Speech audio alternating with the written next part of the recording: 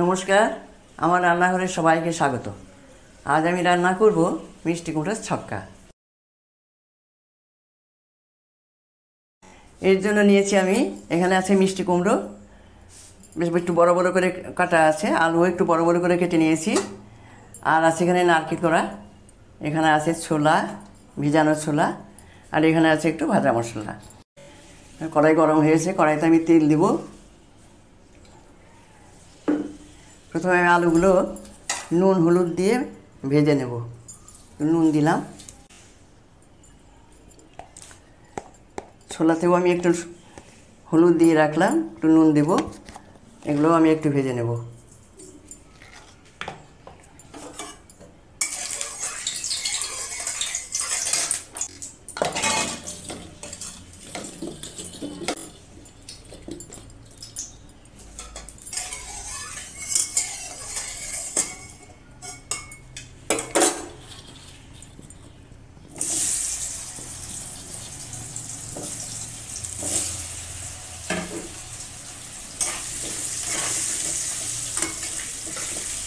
আলুগুলো একটু লাল মতো, একটু লালচে লালচে মতো করে ভেজে নেব।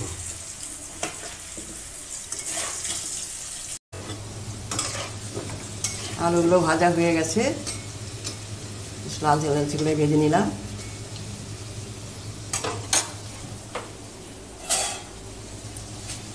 আমি নামিয়ে নিলাম।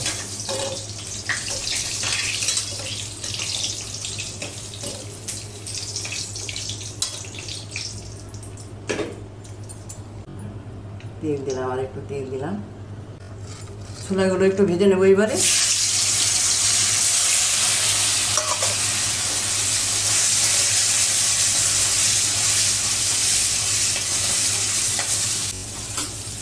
হয়ে গেছে, এগুলো বেশি ভাজা ভালো হবে না, অল্প করে ভেজে নিলাম।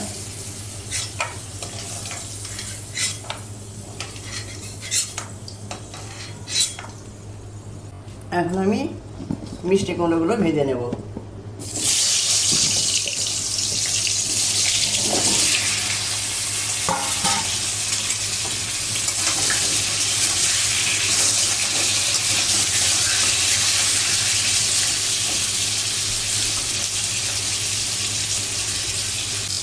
একটু নুন দিয়ে আর একটু হলুদ দিয়ে আমি মিষ্টি কুমড়োগুলো ভেজে নেব।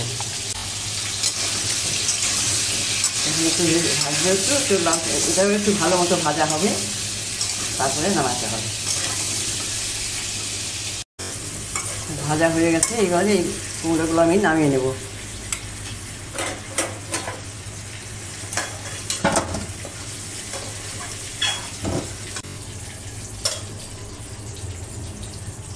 এইভাবে নামালাম। এগুলো তো খুব যে লালচে করে সেরকম তো হবে না, এইভাবে ভেজে নিতে হবে। তেল দিলাম, তেলটা গরম হতে হতে আমি মশলাটা ঠিক করে নেব। তেল দিব আমি, হলুদ দিলাম 1 চামচ, লঙ্কা আমি একটু কমই দিলাম, আপনারা যেমন ঝাল খাবেন তেমন দিবেন। ধনে দিলাম 2 চামচ, জিরে দিলাম 1.5 চামচ, আর দেবো আদা। মশলাটাকে আমি একটু গুলিয়ে নেব, গুঁড়ো মশলা তো। আর এখানে আমার মিষ্টি কুমড়ো আছে, আমার 500 মতো মিষ্টি কুমড়ো আছে, বড় বড় 2টো আলু আছে। ফোড়ন দেবো আমি তেজপাতা আর জিরে।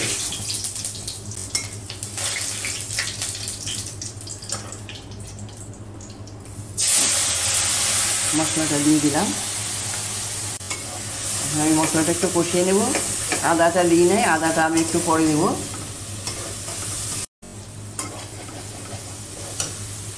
মশলা কষানোর সময় একটু অল্প অল্প করে জল দিয়ে কষালে পরে মশলাটা কষানোটা খুব ভালো হয়, আর খেতেও তরকারিও কিন্তু খেতে ভালো হয়।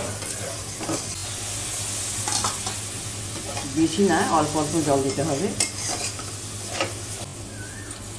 আলুগুলো আমি এখন দিয়ে দেবো।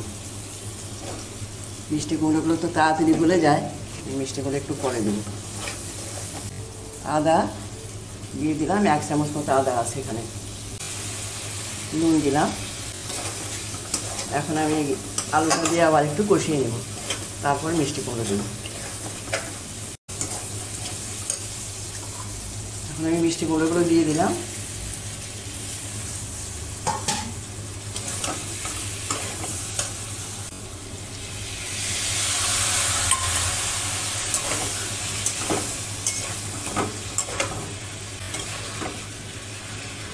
একটু কষিয়ে নিই।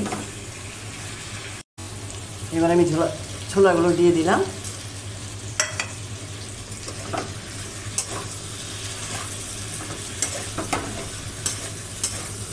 কষানো হয়ে গেছে, জল দিচ্ছি। চিনি দিব, 2 চামচ চিনি আমি দিলাম। এই তরকারিটা একটু মিষ্টি মিষ্টি ভালো লাগে, এটা আপনারাও হয়তো জানেন, তবে তবুও আপনারা যেমন খাবেন তেমন দেবেন।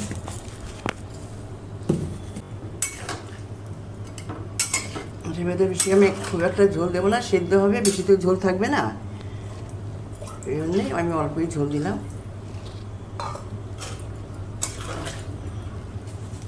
এখন আমি একটু ঢেকে দেবো।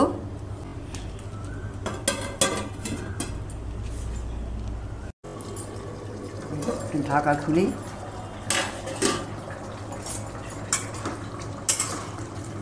এটা আরও ঝোল কমবে। এবার আমি নারকেলগুলো কিন্তু আমি কুড়ানো দিই না, মানে আমি থেতো করে শিলে থেতো করে দিই। খুব কুড়িয়ে দিলে একদম মিহি হয়ে যায়, ঠিক মুখে লাগে না, ওই জন্য আমি এভাবেই দিই। মাছ আরও হবে, আবার একটু আমি ঢাকা দিয়ে রাখবো।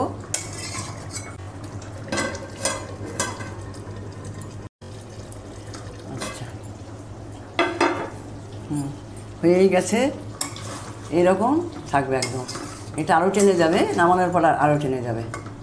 সবই দেওয়া হয়ে গেছে। এখন আমি যেটা দিব একটুখানি, খুব বেশি না, খুবই অল্প পরিমাণে দেবো। এখানে এই ভাজা মশলার গুঁড়ো, এখানে ধনে, জিরে, শুকনো লঙ্কা, তেজপাতা সব ভেজে, শুকনো কড়াইয়ে ভেজে শিলে গুঁড়ো করা আছে। এটা একটু পুরোতে আমি ছড়িয়ে দিলাম। এর জন্য সুন্দর একটা গন্ধ আছে, তবে বেশি দিলে কিন্তু ভালো লাগবে না, অল্প দিতে হবে।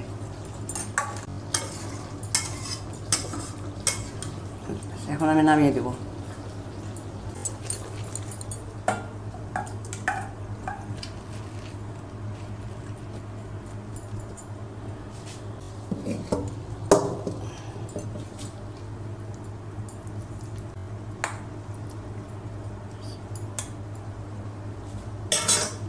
আর আমি একটু দেবো, একটু নারকেল কড়া উপর দিয়ে ছড়িয়ে দেব।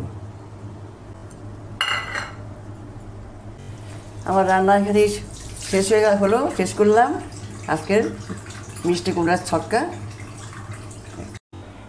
আজকের রান্না আমার আপনাদের কেমন লাগলো জানাবেন। যদি ভালো লাগে তাহলে আপনারাও করে দেখবেন, আর আমার পাশে থাকবেন সবসময়ই, এটাই আমার আশা, আপনারা সবসময় পাশে থাকবেন। আজকে শেষ করছি, আবার নতুন কোনো রান্না নিয়ে আপনাদের সামনে আসব। নমস্কার।